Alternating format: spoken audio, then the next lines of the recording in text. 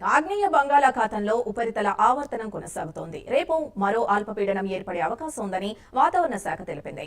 48 గంటల్లో వాయుగుండంగా మారే అవకాశం ఉంది. వీటి ప్రభావంతో ఏపీలో పలుచోట్ల మోస్తరు వానలు పడనున్నాయి. దక్షిణ కోస్తా, రాయలసీమలో పలుచోట్ల భారీ వర్షాలుండే అవకాశం ఉందని వాతావరణ శాఖ పేర్కొంది.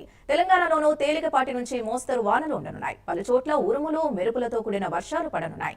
గంటకు 40 కిలోమీటర్ల వేగంతో ఈదురు గాలులుండనున్నాయి. తెలంగాణలోని అన్ని జిల్లాలకు ఎల్లో అలర్ట్ జారీ చేసింది వాతావరణ శాఖ.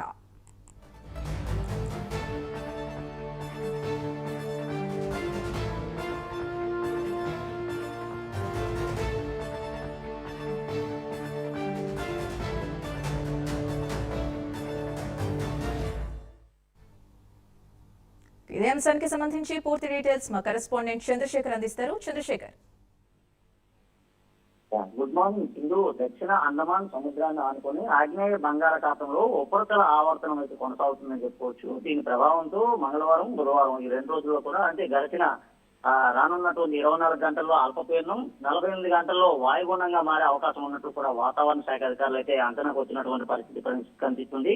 ప్రధానంగా చూసుకుంటే 2 తెలుగు రాష్ట్రాల్లో కూడా వర్షాలు కురిసే అవకాశం ఉన్నట్టు కూడా వాతావరణ శాఖ అధికారులు అయితే ఇప్పటికే అంచనా వేశారు. దీని ప్రభావంతో ఇటు కోస్తాంధ్ర, రాయలసీమతో పాటు అటు తెలంగాణలోని పలు జిల్లాల్లో మోస్తారు నుంచి అతి భారీ వర్షాలు కూడా కురిసే అవకాశం ఉన్నట్లుగా తెలుస్తుంది. అంటే రానున్న 4 రోజుల పాటు కూడా పలు ప్రాంతాల్లో మోస్తారు వర్షాలు, అతి భారీ వర్షాలు కూడా నమోదయ్యే అవకాశం ఉంది. కొన్ని ప్రాంతాల్లో చూసుకుంటే ఉరుములు, వెలుపులతో కూడినటువంటి పిడుగులు పడే అవకాశం కూడా కనిపిస్తుంది. ఏదైతే బంగాళాఖాతంలో ఉపరితల ఆవర్తనం ఏదైతే ఉంటే 48 గంటల్లో వాయుగుండంగా మారేటటువంటి ఆ పరిస్థితుల్లో పూర్తిగా కూడా ఇటు ఆంధ్రప్రదేశ్ లో పాటు అటు తెలంగాణలో 2 రాష్ట్రాల్లో కూడా భారీ వర్షాలు అయితే ఎక్కువగా కురిసే అవకాశం ఉన్నట్లుగా వాతావరణ శాఖ అధికారులు పేర్కొన్నారు. అయితే రానున్నటువంటి 48 గంటల్లో కూడా తెలంగాణలో భారీ వర్షాలు కురనున్నటువంటి నేపథ్యంలో తెలంగాణలోని అన్ని జిల్లాలకు కూడా ఎల్లో అలర్ట్ ను కూడా జారీ చేసినటువంటి పరిస్థితి కనిపించింది. ఇటు చూసుకుంటే రాయలసీమతో పాటు కోస్తాంధ్రతో పాటు ఈ ప్రాంతాల్లో కూడా భారీ వర్షాలు కూడా కురిసే అవకాశాలు అయితే కనిపిస్తున్నాయి. ముఖ్యంగా చూసుకుంటే ఉరుములు, మెరుపులతో కూడినటువంటి పిడుగులు పడే అవకాశంతో పాటు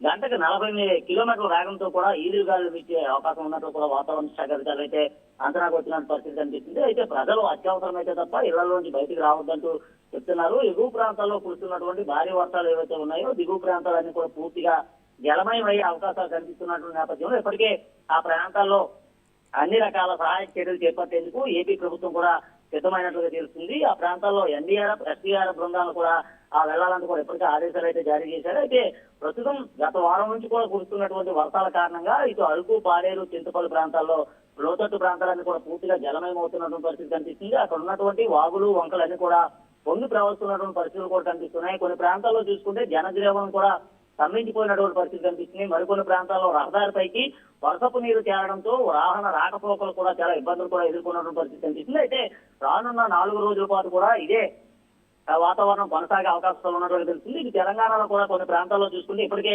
భారీ వర్షాలు కూడా నమోదవుతున్న పరిస్థితి కనిపిస్తుంది. మరికొన్ని ప్రాంతాల్లో రానున్నటువంటి 24 గంటల్లో అల్పపీడనం ఏదైతే ఉందో ఈ అల్పపీడన ప్రభావంతో మోస్తరు వర్షాల నుంచి భారీ వర్షాలు, అలాగే 48 గంటల్లో వాయుగుండంగా మారే పరిస్థితి ఏదైతే ఉందో వాయుగుండంగా మారే పరిస్థితుల నేపథ్యంలో అతి భారీ వర్షాలు కూడా కురనున్న నేపథ్యంలో ఇప్పటికీ ఎల్లో అలర్ట్ కూడా జారీ చేసినటువంటి పరిస్థితి అయితే కనిపిస్తుంది. Right, thank you Chandrasekhar.